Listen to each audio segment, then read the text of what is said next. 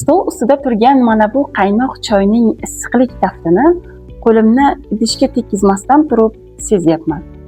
Xo'sh, buni qanday tushuntirish mumkin? Keling o'rnab ko'ramiz.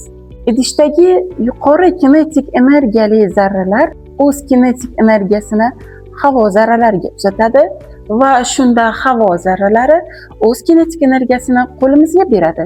Shunda biz issiqlikni his qilamizmi? Xo'sh, havo zarralari anchagina siyrak bo'lsa, shuncha issiqlikni qo'limizga yetkazib bera olarmikan? Shu o'rinda yana bir savol tug'iladi.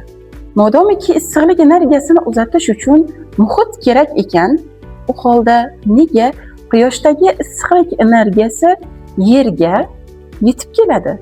Axir Quyosh bilan Yer o'rtasida muhit yo'q-ku. Sizga ham bu savolning javobi qiziqmi? Unda bugungi video darsimiz aynan siz uchun. Qani ketdik.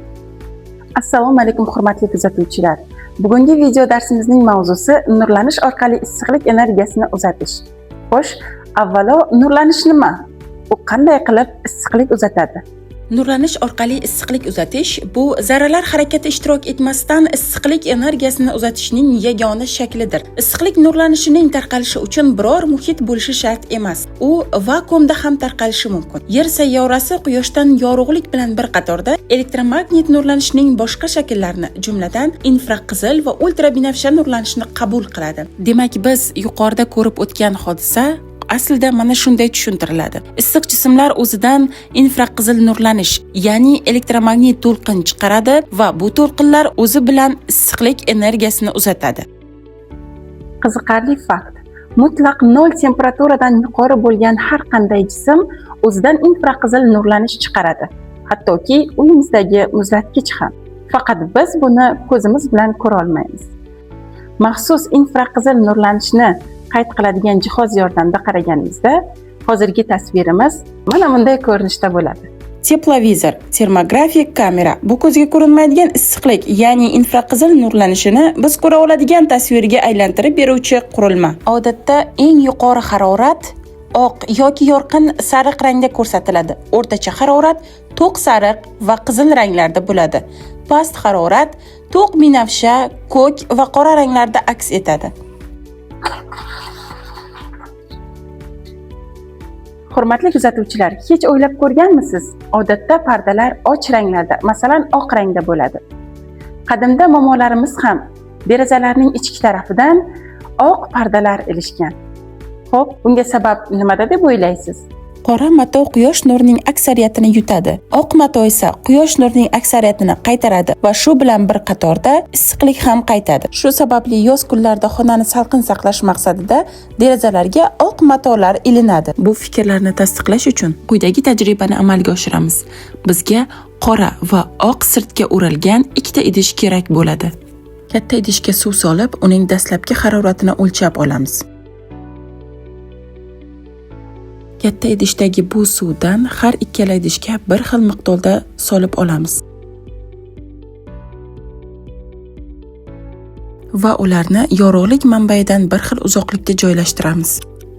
Termometrlarning dastlabki temperaturalariga e'tibor bering. Ular bir xil emas. Vaholanki bu ikkala idishdagi suv ham bitta idishdagi suvdan solingandir. Shu o'rinda savol tug'iladi. Nima uchun tajriba boshlanmasdanoq bitta idishdan solingan suvning ikkala idishga solingandagi temperaturalari farqi turlicha. Bunga sabab bitta idishdan ikkita suvga ketma-ket suv solinish paytida ham temperaturalar o'zgarishi mumkin. Undan tashqari idishlar va yorug'lik manbaini to'g'ri joylashtirish vaqtida ham idishlardagi suvning harorati o'zgarishiga sabab bo'lishi mumkin. Lekin bu tajribadan asosiy maqsad qora sirtli idishdagi suvning harorat ko'tarilish tezligi bilan oq sirtli idishdagi suvning harorat ko'tarilish tezligini solishtirishdir.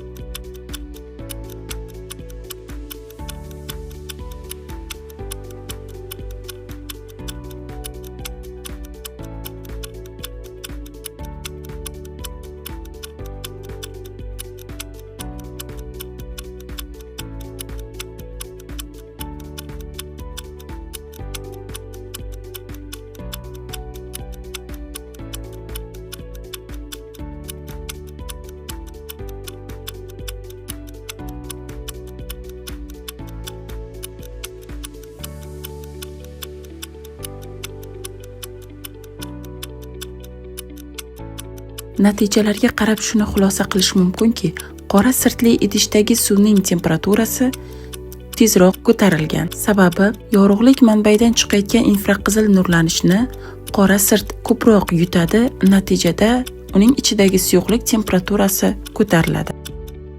Agar idishdagi harorat atrofdagi haroratdan baland bo'lsa, ko'proq infraqizil nurlanish chiqaradi, kamroq infraqizil nurlanish yutadi. Shu sababli ham idish vaqti kelib soviydi. Agar atrofdagi harorat balandroq bo'lsa, u holda idish kamroq infraqizil nurlanish chiqaradi, ko'proq infraqizil nurlanish yutadi. Vaqti kelib suv isiydi. Agar har ikkisining ham temperaturasi teng bo'lsa, u holda idish nurlayotgan va chiqarayotgan infraqizil nurlanishlarning qiymati tengdir.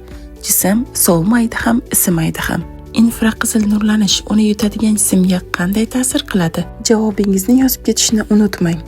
Hurmatli kuzatuvchilar, umid qilamanki, bugungi video dars siz uchun foydali bo'ldi. Qo'shimcha fikr va mulohazalaringizni izohlarda yozib qoldiring.